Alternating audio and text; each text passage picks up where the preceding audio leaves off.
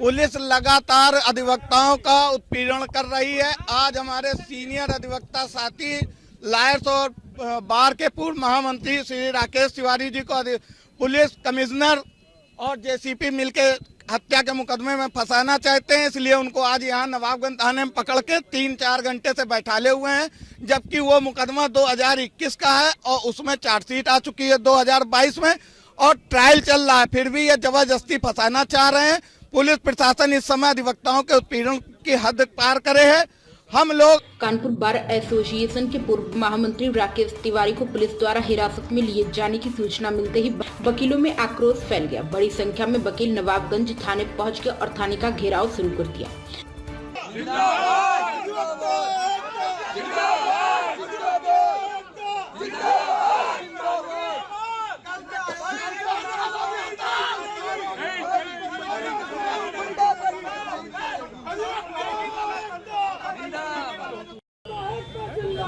जिंदाबाद जिंदाबाद जिंदाबाद जिंदाबाद। अभी तुझे एक लड़ाई है, आगे और लड़ाई है। आओ भाई बैठो सब लोग। वकीलों का साफ कहना है कि जब तक राकेश तिवारी को रिहा नहीं किया जाता तब तक धरना जारी रहेगा। वकीलों ने चेतावनी दी कि यदि उनकी मांग पर तुरंत कार्रवाई नहीं हुई तो सोमवार से वकील हड़ताल पर चले जाएंगे। इससे न्यायिक कार्य पूरी तरह प्रभावित होने की आशंका है। स्थिति की गंभीरता को देखते हुए नवाबगंज थाने में अतिरिक्त पुलिस बल तैनात कर दिया गया है। पुलिस अधिकारी वकीलों को समझाने बुझाने का प्रयास कर रहे हैं। माहौल तनावपूर्ण बना हुआ है। पुलिस लगातार अधिवक्ताओं का उत्पीड़न कर रही है। आज हमारे सीनियर अधिवक्ता साथी लायर्स और बार के पूर्व महामंत्री श्री राकेश तिवारी जी को पुलिस कमिश्नर और जेसीपी मिलके हत्या के मुकदमे में फंसाना चाहते हैं, इसलिए उनको आज यहाँ नवाबगंज थाने में पकड़ के 3-4 घंटे से बैठाले हुए हैं। जबकि वो मुकदमा 2021 का है और उसमें चार्जशीट आ चुकी है 2022 में और ट्रायल चल रहा है, फिर भी ये जबरदस्ती फंसाना चाह रहे हैं। पुलिस प्रशासन इस समय अधिवक्ताओं के उत्पीड़न की हद पार करे है।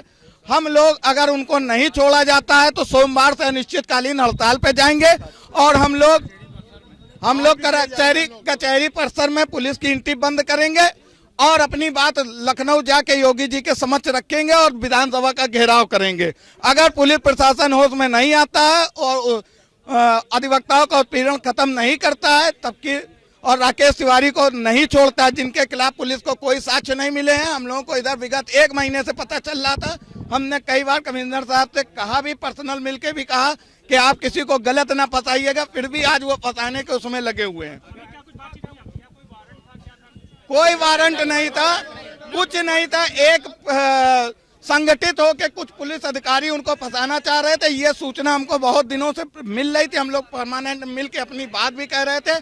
आज जब मैं मिला तो उन्होंने उस मुद्दे में कहा कि नहीं, ये जा नहीं रहे थे विवेचक के पास। तब कि हम लोगों ने अपनी बात रखी कि विवेचक ने हमको कभी नहीं बुलाया, जब बुलाया तब मैं गया। अगर आप लोग की मांगे नहीं होंगी तो आगे क्या? आगे हम लोगों की अनिश्चितकालीन हड़ताल होगी।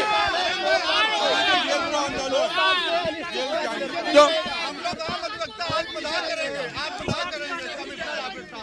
पुलिस कमिश्नर का रुख हमें ठीक नहीं लग रहा, कोई स्पष्ट बात नहीं कर रहे हैं। वो फर्जी सबूत जो कि है नहीं हमको भी दिखा रहे थे। हमने उसका विरोध करा तो हमसे भी उन्होंने बड़े उससे कहा नहीं ये सही। हमने कहा हमारा लाइट डिटेक्ट करा लीजिए भाई, झूठ सही सब पता चल जाएगा। तो उसके लिए भी नहीं तैयार हैं, कह रहे नहीं आप लोग ये करते हो वो करते हो। कुल मिला के उनको हम लोगों का उत्पीड़न करना है, लेकिन हम लोग अब ये सहेंगे नहीं। आर पार की लड़ाई होगी। अगर अब कोई भी अधिवक्ता जेल जाता है तो पुलिस भी जेल जाएगी, ये हम लोगों का वादा है। ये हम न्यायपालिका के थ्रू करवाएंगे उनके खिलाफ। अभी हम लोग अगर देखते हैं वो हमको छोड़ते हैं तो कोई वो नहीं छोड़ते तो हम लोग अनशन करेंगे, यहीं बैठेंगे अभी। और हम लोग जेल जाएंगे। कुछ नहीं करा है उन्होंने। एनआरआई सिटी से जो कि उनका घर है वहां से उठाया है, जिसके फुटेज हमारे पास है। हमारा कहना, हम सम्राट आदमी हैं, संघ के पदाधिकारी हैं। आप हमको बुला सकते थे, कोई चीज थी आप हमको बुलाते। आप हमको बेइज्जत करने के लिए लेके आ रहे हैं। हम डेली कचहरी जाते, आपके ऑफिस जाते, सब कुछ करते हैं, लेकिन आपने नहीं करा। आप जानबूझ के हमारी बेइज्जती करके किसी उस पर काम कर रहे हैं। इस संबंध में joint police commissioner Vinod Kumar Singh ने बताया कि वर्ष 2021 में हत्या के मामले में राकेश तिवारी को पुलिस ने पूछताछ के लिए उठाया है। कोई गिरफ्तारी नहीं की गई। पूछताछ के बाद जो अग्रिम कार्रवाई है वह की जाएगी। जब तक पूछताछ पूरी नहीं हो जाएगी तब तक राकेश तिवारी को छोड़ा नहीं जाएगा। वर्ष 2021 में एनआरआई सिटी में एक व्यक्ति की हत्या हुई थी, जिसमें कि तत्काल इसमें अभियोग पंजीकृत हुआ और विवेचना हुई, और विवेचना में जो शूटर थे उनको जेल भेजा गया और जो भी आरोपी थे उसमें उनका गुण दोष के आधार पर निस्तारण किया गया। जो मृतक थे उनके पुत्र के द्वारा अप्रैल माह में एक एप्लीकेशन दी गई थी, किंतु उस पर कोई कार्रवाई नहीं होने के कारण उनके द्वारा तकरीबन 1-2 महीने पहले एक एप्लीकेशन पुनः दी गई और इस विवेचना से असंतुष्टि जाहिर की गई और उनके द्वारा कहा गया कि इसमें जो मुख्य लोग हैं, मुख्य साजिशकर्ता हैं, उनके खिलाफ कोई कार्रवाई नहीं की गई है।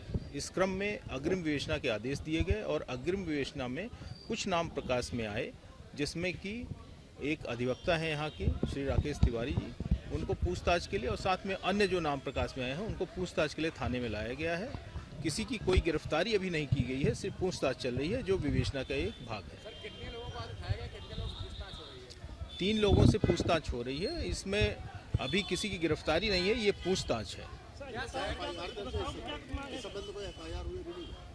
ये एफआईआर पहले ही पंजीकृत थी जिसमें चार्जशीट लगी थी। ये अग्रिम विवेचना के क्रम में। क्या व्यापारी हैं या जो है? हाँ, 2 व्यापारी ये एनआरआई सिटी के डायरेक्टर हैं।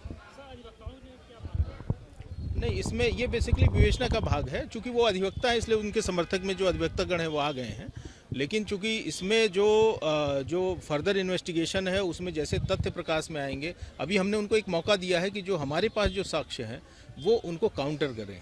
अगर वो काउंटर कर लेते हैं, वो अपने तथ्य रख देते हैं और उनके तथ्य प्रबल होते हैं तो उनको छोड़ दिया जाएगा। और अगर ऐसा प्रतीत होता है कि उसमें डाउट क्रिएट होता है या उसमें ऐसे साक्ष्य मिलते हैं कि जो इशारा करते हैं कि ये उस साजिश में रहे हैं या इनका किसी तरह से रोल रहा है, तो फिर इसमें आगे कार्रवाई की जाएगी। घंटों की पूछताछ के बाद क्या रिपोर्ट है? नहीं, अभी तो चल रही है, अभी पूछताछ चल रही है। अभी इतनी जल्दी हम उस निष्कर्ष पे नहीं निकलेंगे जब तक कि पूरी पूछताछ पूरी न हो जाए। नहीं, कोई शूटर पहले पकड़े जा चुके थे। प्राइम संदेश न्यूज से शकील अहमद की विशेष रिपोर्ट।